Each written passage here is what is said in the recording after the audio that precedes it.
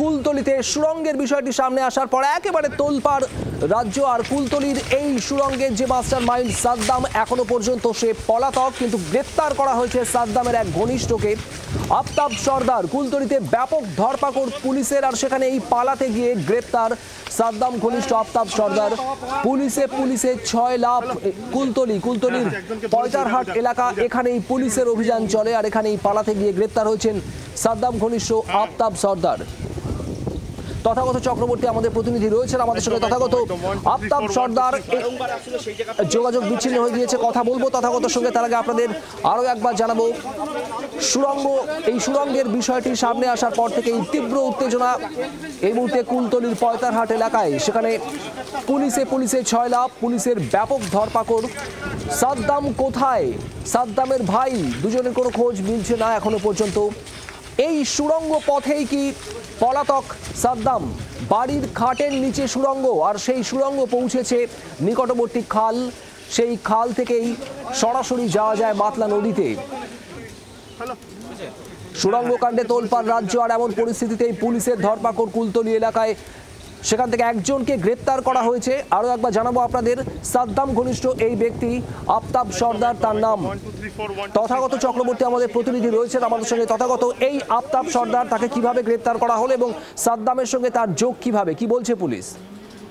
যেটা মানা গিয়েছে, যেটা পুলিশ সূত্রে যেটা জানা গিয়েছে, যে এই আফতাব সে কিন্তু এই যে সোনা পাচার যে চক্র, অর্থাৎ সোনার লোক দেখিয়ে যে ঘটনা ঘটছিল, যে প্রতারণার ঘটনা ঘটছিল, তার অন্যতম কিংপিন এমনটাই কিন্তু পুলিশ সূত্রে জানা গিয়েছে। এবং এই ঘটনায় কুলতলি থানার পুলিশ আজকে অভিযান চালায়, এবং তার সঙ্গে বারুইপুর পুলিশ জেলার যে স্পেশাল অপারেশন গ্রুপ, তার সেই গ্রুপের যারা পুলিশ কর্মী তারাও ছিলেন, এবং যৌথভাবে অভিযান চালিয়ে এই কুলতলি এলাকা থেকে যে জালাবেড়িয়া যে অঞ্চল, সেখান থেকেই তাকে আজকে গ্রেপ্তার করা হয়েছে, এবং আগামীকাল তাকে বারুইপুর মহকুমা আদালতে পেশ করা হবে। এই ঘটনায় এখনো পর্যন্ত মোট 3 জনকে গ্রেপ্তার করা হয়েছে, এবং এদেরকে জিজ্ঞাসাবাদ করেই এই ঘটনায় আরো অভিযুক্ত যারা, যে সাদ্দাম এবং সাইদুল যারা পলাতক, তাদের সন্ধান চালানোর চেষ্টা করছে, এমনটাই কিন্তু কুলতলি থানার পুলিশ সূত্রে খবর। এবং ইতিমধ্যেই আপনাকে কুলতলি থানায় তাকে তার প্রাথমিক যে শারীরিক পরীক্ষা, সেই কুলতলি ব্লক গ্রামীণ হাসপাতালে সেখানে করানো হয়, এবং তারপর তাকে এই মুহূর্তে কুলতলি থানায় নিয়ে যাওয়া হয়েছে, এবং সেখানে তাকে জিজ্ঞাসাবাদ করা হয়েছে, এবং তাকে জিজ্ঞাসাবাদ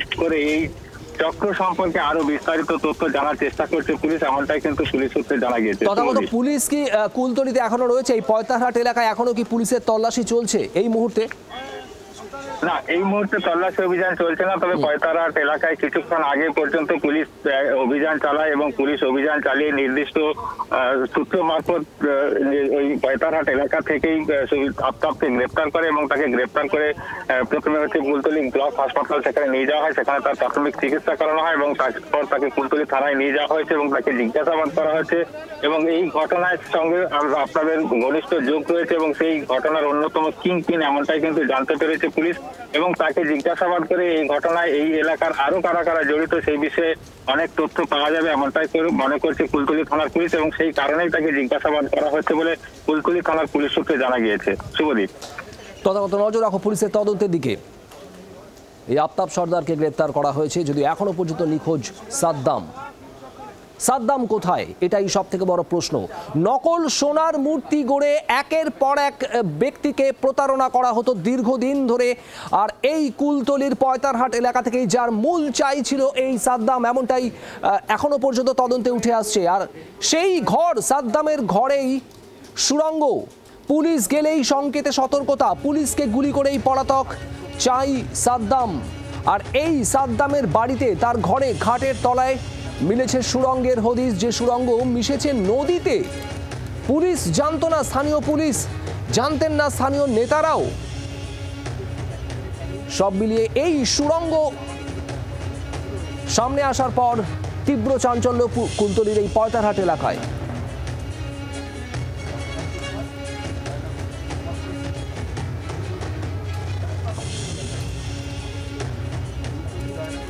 আমরা এখন দাঁড়িয়ে রয়েছি ঠিক সুড়ঙ্গের সামনে। এই সেই কংক্রিটের স্ট্রাকচার যা বেডরুম থেকে এসেছে, এবং আমরা এই মুহূর্তে এই খালের মধ্যে, যে খাল দিয়ে এই দিকে, অর্থাৎ এই দিকে গেলেই কিছুটা গেলেই মাতলা নদী, এবং সেই মাতলা নদী হয়ে যে কোনো জায়গায় যে কোনো স্থানে চলে যাওয়া যায়।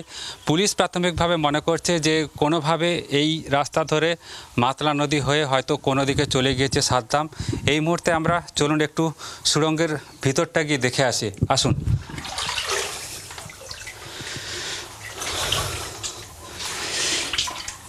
নিচটা পুরোটাই ঢালাই করা, কিন্তু যেহেতু জল সেই কারণে কিন্তু এই নিচের অংশটা বেশ স্লিপারি হয়ে রয়েছে। উপরটা দেখতেই পাচ্ছেন ঢালাই করা।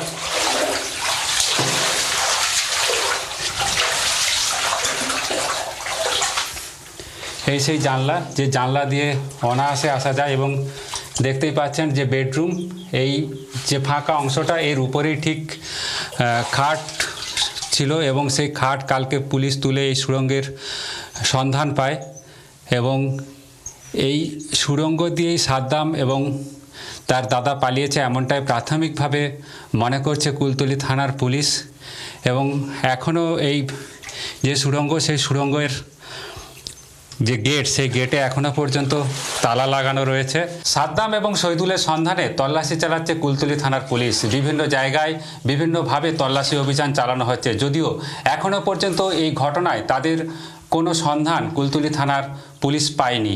কুলতলি থেকে ক্যামেরায় চন্দনের সঙ্গে তথাগত চক্রবর্তী, জি24 ঘন্টা।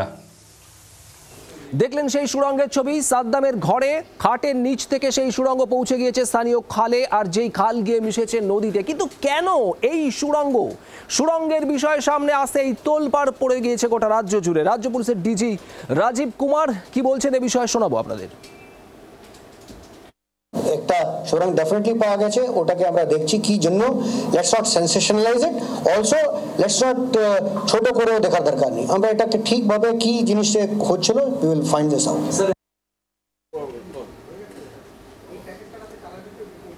ঘটনা নিয়ে শুরু হয়েছে তীব্র রাজনৈতিক চাপানুতর। বিরোধীদের তরফে বিজেপি কি বলছে, বিজেপির নেতা শ্রমিক ভট্টাচার্যের বক্তব্য আপনাদের শোনাবো, এবং এর পাশাপাশি শাসক দলের তরফে কুণাল ঘোষ তার বক্তব্য শোনাবো। আবার আপনারা বারবার পুলিশ বলে কিছু নেই, তৃণমূলী পুলিশের তৃণমূল। আপনারা বারবার মমতা বন্দ্যোপাধ্যায় পুলিশকে আক্রমণ করছেন, সৌগত রায় তিনি হঠাৎ দলের বিবেক হয়ে তিনি পুলিশকে আক্রমণ করছেন, মদন মিত্র পুলিশকে আক্রমণ করছেন। এবার আপনারা সাংবাদিকরাও যদি পুলিশকে আক্রমণ করে তাহলে পুলিশ কোথায় যাবে? আরে পুলিশ তো মানুষ,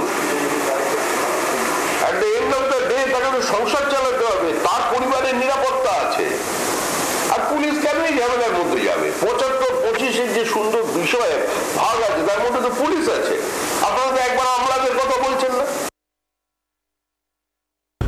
খারাপ কাজ করছে বলে খবর পেয়েই তো পুলিশ খুঁজতে গেছিল।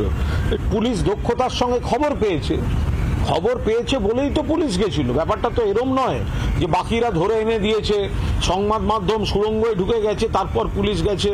পুলিশ খবর পেয়েছে, পুলিশ তাকে সন্ধান করতে গেছিল, ফলে আইনে যা যা আছে তাই হবে। তো পুলিশের ভালো কাজ, অত্যন্ত ভালো কাজ, যে একটা সন্দেহজনক কাজ, আপত্তিকর কাজ কেউ করছে, খবর পেয়েছে এবং পুলিশ সেখানে গেছে।